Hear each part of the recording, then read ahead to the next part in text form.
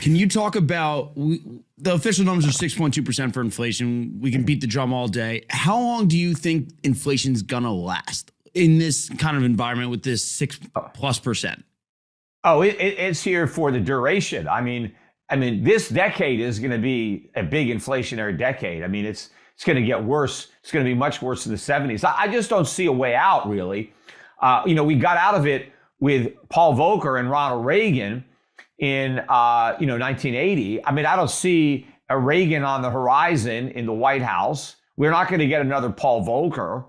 And even if we had Paul Volcker, I mean, how could they raise rates? I mean, in 1980, when the Fed raised rates, it only impacted the new budget deficits. It didn't impact the national debt because the national debt was financed with 30-year Treasury bonds. Today, the national debt is financed with T-bills. We got almost a $30 trillion national debt. If they had to jack interest rates up, let's say even at 10%, we would pretty much have to refinance the whole national debt in 3 years at 10%. Right now, we got it financed at, like 1%, 2%. I mean, really low.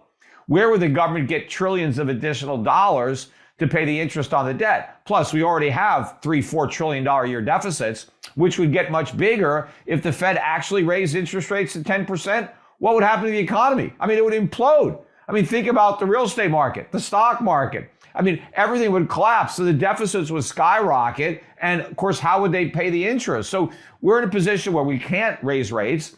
In 1980, America still had trade surpluses. Now we have huge record trade deficits. In 1980, America was the world's biggest creditor nation. Now we're the world's biggest debtor nation.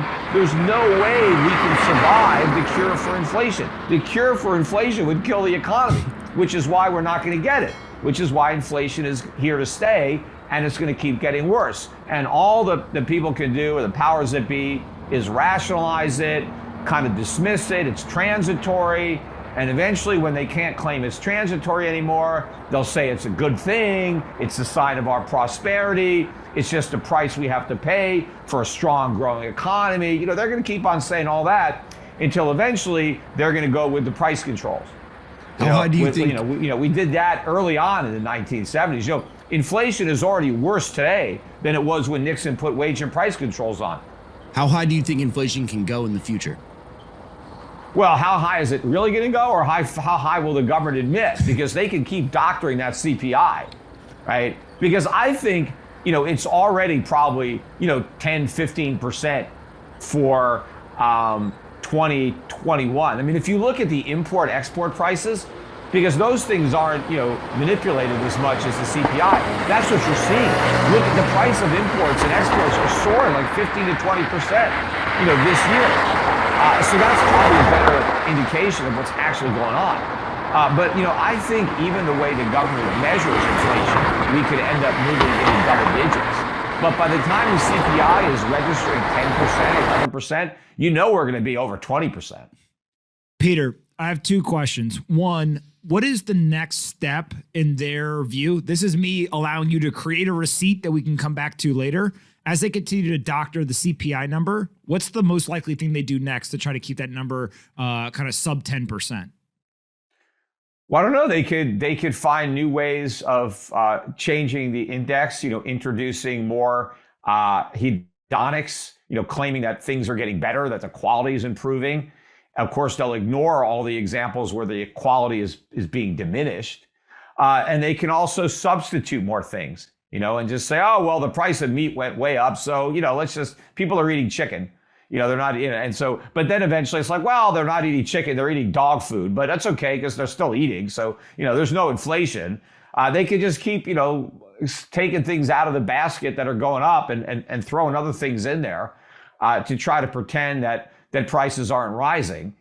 But, the public's going to see it. That's one thing they're smart enough to figure out, is what they're paying for stuff. And, there's a limit to how small the packaging can get, because initially you've got the companies try to put the price increases through by just diminishing the quantity, but then you open up a box of cereal and, the top 3/4 of the box is just cardboard, right? The cereal doesn't start, so there's only so small you can make the packaging. And they do that. How many sheets can you take out of a roll of toilet paper? I mean, you can't sell toilet paper by the sheet, right? All right. So like a slice of pizza, but so at some point they just got to raise the prices. You tweeted that gold was up $18 yesterday and you were taking a victory lap on the internet. $18 just fell out of my pocket. What are you doing on the internet with your $18 of gold, and why are you celebrating that?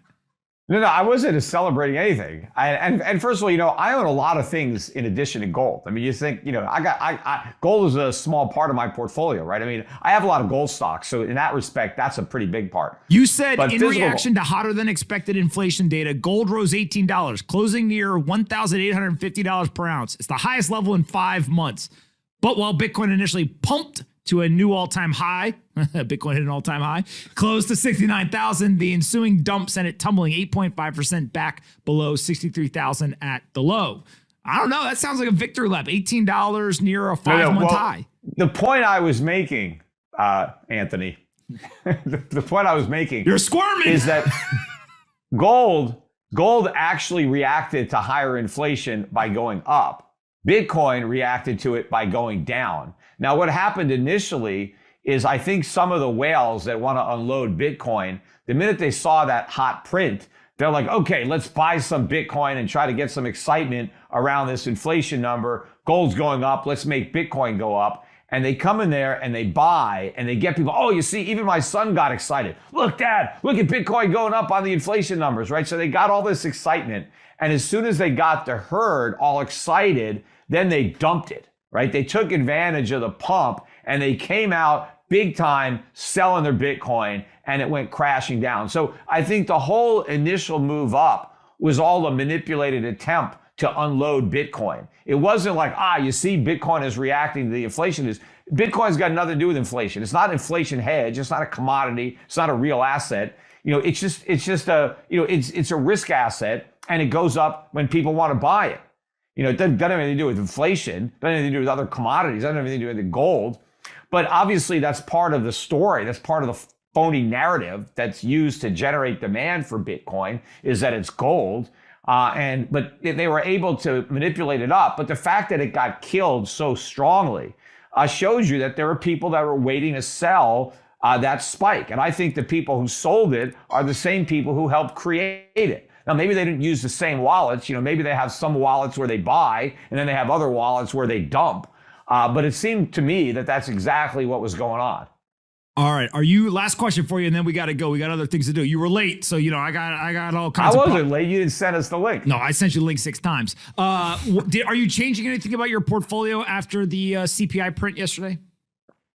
No, I mean, my portfolio went up, although, $18. Interestingly, the dollar went up. And again, that shouldn't be happening. The dollar had a big up day yesterday on the CPI, which of course, inflation lets you know that the dollar is losing value. So the fact that the dollar is losing purchasing power faster is not bullish for the dollar, it's bearish. But again, the currency traders bid up the dollar because they expect the Fed to successfully fight off inflation. They're wrong, as I said earlier. So, but I'm short the dollar, and that all of my investments are international. So I have all my stuff in Asia and Europe and Australia, New Zealand, South America. So I got these foreign assets, but by and large, most of my foreign stocks were up yesterday, even as the U.S. market was down. But the biggest winners were the gold stocks. They're all up again today. But now, some of my copper stocks and are having a bigger days today than my gold stocks.